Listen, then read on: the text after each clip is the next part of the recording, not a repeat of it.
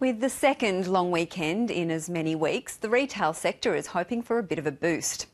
Recently, two massive fashion megastores have set up shop in Melbourne. But what about the other end of the scale, the little shops that dot the city's streets and laneways? Sarah Farnsworth reports on the changing face of Melbourne shopping.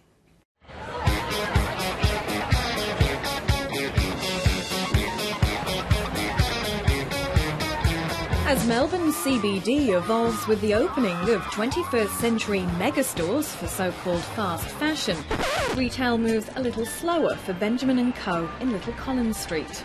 This business began in 1880, started by my great-grandfather Abraham Benjamin, and it still somehow exists 4 generations later. I'm the last of my species in captivity here. So when your great-grandfather opened the business, what would we have seen on the shelves? We would have seen clocks, we would have seen watches, we would have seen crystalware, we would have seen barometers, we would have seen binoculars, we would have seen jewellery, we would have seen hairbrush sets, we would have seen leatherware. Operating for 134 years and having moved location numerous times, the shop has seen a lot of changes. During the First World War, just getting watches to sell involved a lot of red tape. We also were trading with the enemy. We had to get permission to import watches and clocks during the war years. Now watches aren't even for sale, and there's only one hairbrush set left on the shelf. There was once 35 members of staff on the books. Now there's just 3. Benjamin motto number 1 is, even if we're moving backwards, at least we're still moving. This is an important thing to remember in business and in the progress of the city. Recent retail progress for Melbourne has come in the form of foreign brands. More than a week after its big opening, the hype of fast fashion Swedish retailer H&M wasn't letting up. You've got to wait in line. Did you expect to still be queuing, given that you didn't come to the opening? No. No. Not really. I'm here because my daughter wanted to be here and we're in line for how long it ever takes. That's why I'm here. Can you understand the hype? No, I don't understand. It's closed. It's not lining up for a magnificent shopping experience overseas. It's just closed. Right. Welcome everyone. And with the unveiling of the Emporium last week came the first foray into the Australian market of Japanese company Uniqlo.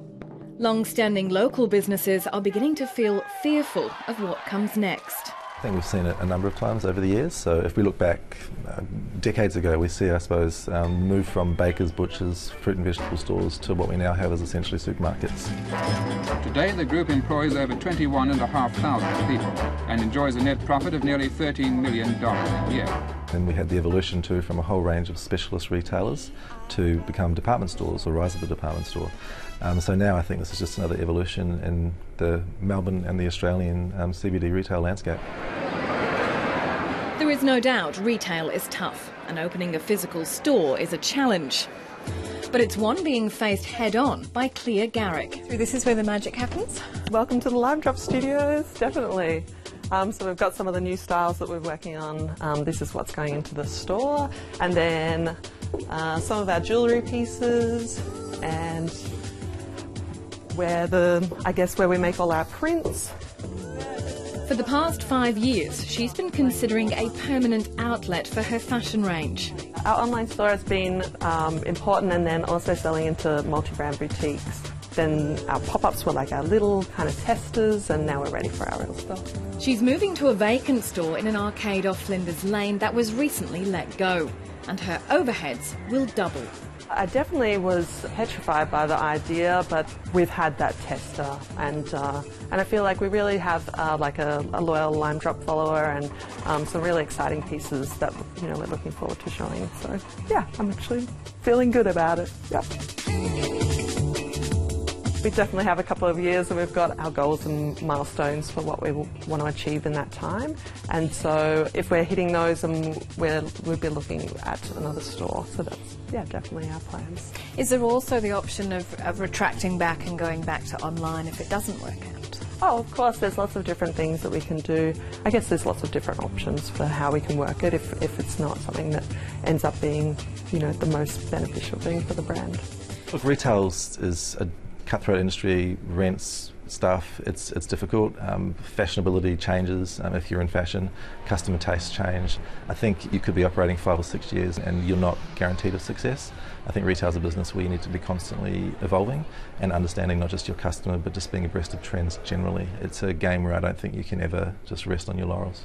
I think the large stores are here to stay. I think that the Australian market is hungry for fashion, is hungry for new products, and the large retailers coming to the market at this point in time really reflects that. We've seen Zara, we've seen H&M, Uniqlo, Muji, all these retailers come into the Australian market. I think they are here to stay. I think we'll see them grow. I think we'll see the number of stores that they have here increase significantly. And after more than 40 years in one spot, what will become of Benjamin & Co? I suspect that no one will take over this business. I haven't got relatives that will run it, and I suspect that it will trade out its tenure in the city, or it may be bought by somebody else. These are the possibilities. There won't be a fifth generation of Benjamins. How does that make you feel after all this time? Oh, I think it makes me feel sad, but you know that's life.